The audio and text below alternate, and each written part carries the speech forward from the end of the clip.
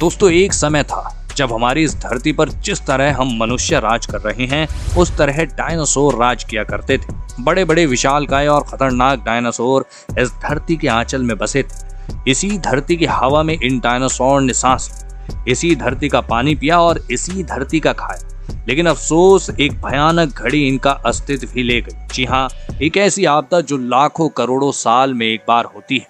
तो दोस्तों, आइए जानते हैं आखिर इन डायनासोर के अस्तित्व के विनाश का आखिर क्या कारण रहा है। दोस्तों, आप देख रहे हैं फैक्ट गुरु चैनल और इसी तरह के और भी इंटरेस्टिंग वीडियोस के लिए आपको चैनल तो सब्सक्राइब करना ही होगा ना।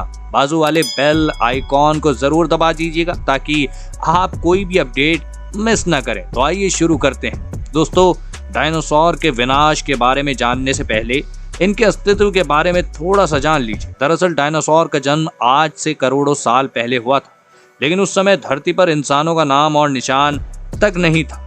इस समय बड़े और छोटे मोटे कुछ जीव अस्तित्व में थे। चारों तरफ जंगल ही जंगल थे और उसी जंगलों में रहते थे विशालकाय डायनासोर। इन डायनासोर्स की कई हजार प्रजातियां उस समय पृथ्वी पर थी।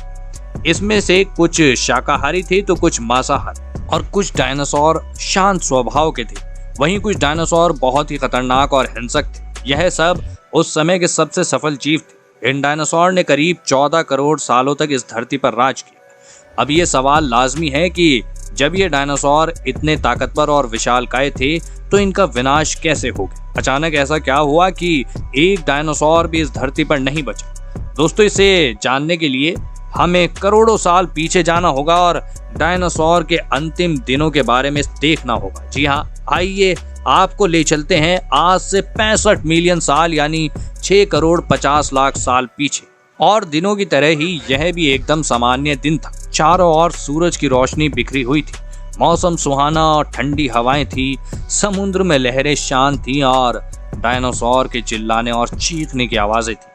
लेकिन बदकिस्मती से इस दिन से 10 करोड़ साल पहले ही इन डायनासोर की किस्मत लिखी जा चुकी थी। जी हाँ, इस दिन से 10 करोड़ साल पहले एक छोटा एस्ट्रॉयड का टुकड़ा जो कि दूर अंतरिक्ष से आ रहा था, वह पृथ्वी से लगभग 20 करोड़ मील दूर मंगल और बृहस्पति के बीच बने क्षुद्र ग्रह बेल्ट में घूम रहे एक बड़े एस्ट्रॉयड से टकरा गया।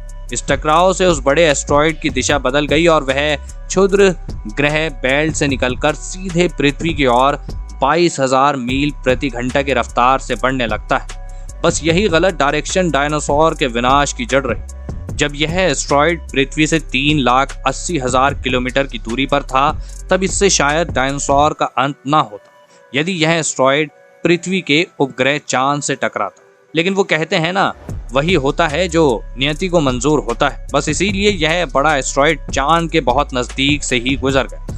40 किलोमीटर के व्यास वाला 2 ट्रिलियन मेट्रिक टन का यह एस्ट्रॉयड प्रत्येक सेकंड के साथ धरती के करीब बढ़ता जा रहा था।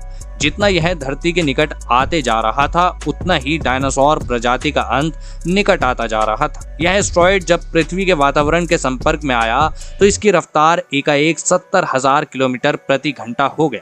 पृथ्वी के वायुमंडल में जब गया तो वातावरण के घर्षण की वजह से यह एक भयानक आग के गोले में बदल गया। यह इतनी रफ्तार से धरती की ओर बढ़ रहा था कि सिर्फ 4 मिनट में इसने अटलांटिक ओशियन को पार कर लिया।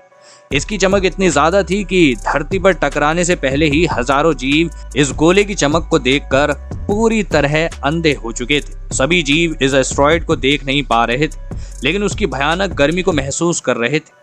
मिनट भर में यह एस्ट्रॉयड मैक्सिको की खाड़ी के पास जमीन से टकरा गया और लगभग 35,000 डिग्री सेल्सियस की ऊर्जा वाला एक भयंकर विस्फोट हुआ। इस टकराव का विस्फोट लगभग 10 हाइड्रोजन बम के विस्फोट के बराबर था। यह विस्फोट इतना शक्तिशाली था कि इसके टकराते ही धरती की लाखों टन धातु अंतरिक्ष में चली गई। जी हाँ, सोचिए कितना शक्तिशाली होगा। टकराव वाली जगह पर 180 किलोमीटर चौड़ा और 20 किलोमीटर गहरा गड्ढा बन गया। विस्फोट के कारण इस गड्ढे का सारा मेटल और पत्थर आसमान में धूल के बड़े बादल में बदल गए। 16 मिनट 40 सेकंड के बाद जमीनी टकराव की वजह से धरती के अंदर चारों और 11.1 तीव्रता की भूकंपीय तरंगे उठने लगी। इस वजह से समुद्र में विशालकाय लहरों का निर्माण हुआ और एक के बाद एक सुनामी की लहरें चारों तरफ बढ़ने लगी। भूकंपीय तरंगों ने सभी सक्रिय ज्वालामुखियों को धक्का दिया, जिसके कारण जगह जगह डायनासोर्स का विनाश शुरू हो। धरती के महाविनाश की प्रक्रिया आरंभ हो चुकी थी।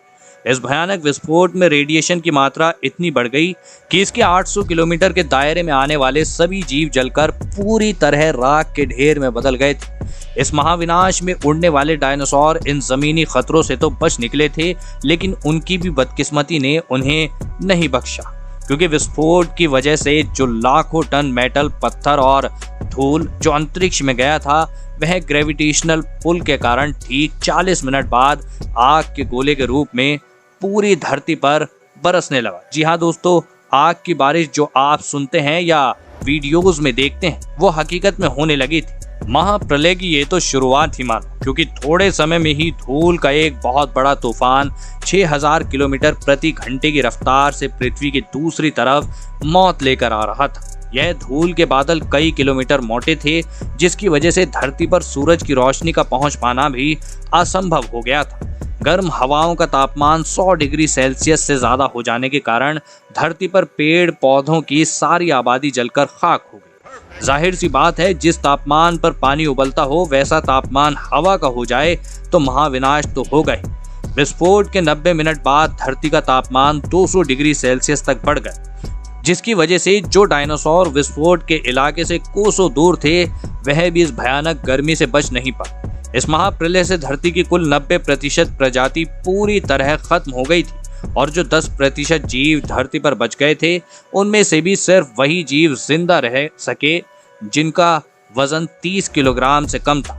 इसका कारण यह था कि इस महाप्रलय में लाखों की संख्या में जीव मारे जा चुके थे और पेड़ पौधों की सारी आबादी जलकर राख हो चुकी थी, जिसके चलते यहाँ जो बड़े और विशालकाय जीव जीवित बच गए थे, उन्हें भरपूर मात्रा में खाना पीना न मिल सका। लेकिन यह महाप्रलय किसी अन्य छोटे जीव के लिए फायदेमंद रहा। अब छोटी प्रजातियों को मौका मिल गया था कि वे अपने कुल को बढ़ा सकें, क्योंकि बड़े सभी जानवर खत्म हो चुके थे। तो दोस्तों, यह थी डायनासोर और उनके विनाश की पूरी कहानी। उम्मीद करते हैं कि इससे आपकी नॉलेज में काफी इजाफा हुआ होगा। तो बस आप इस ज्ञान को अपने तक ही सीमित ना रखें, इस वीडियो को अपने फ्रेंड्स और फैमिली के साथ जरूर शेयर करें।